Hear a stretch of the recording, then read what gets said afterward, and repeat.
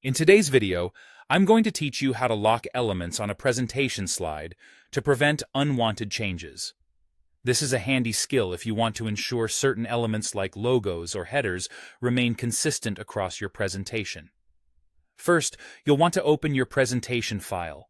Once you have that ready, you'll look towards the menu bar at the top of your screen. Click on the Slide option, and from the drop-down menu, select Edit Theme.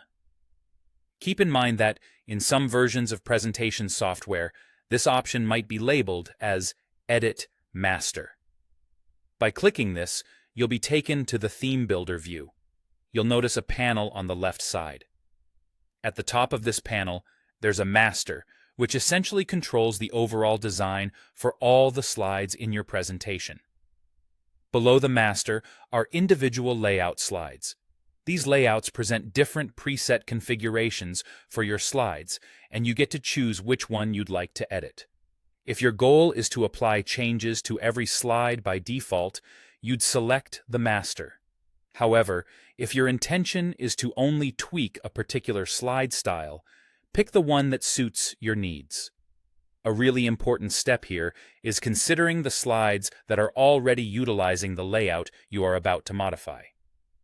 To avoid unintentionally altering those existing slides, it's a good idea to first duplicate the layout you wish to work on. You can do this by right-clicking on the specific layout and selecting Duplicate Layout from the menu that appears. This way, you're making a copy, allowing you to edit freely without worrying about disrupting the original design. Now that you've prepared your layout, it's time to add whatever elements you require on this duplicated slide. This could be anything from a company logo, a specific header shape, a background image, or even a watermark. Insert or paste these elements as needed and position them just the way you want them on the slide. Once you're satisfied with how everything looks, you're ready to exit the theme builder. Simply close it to return to the normal slide view. Back in your regular slide view, you might notice that the new layout isn't automatically applied to your current slides. For each slide that you want to use this layout with locked elements, you need to manually apply it. Click to apply the layout, and then make sure you choose the new layout version you edited or duplicated. This tiny but vital step ensures that those elements stay in place definitely.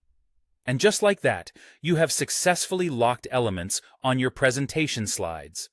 These objects, now part of the master or layout slide, won't be movable or editable by others who might work on this presentation in the regular slide view.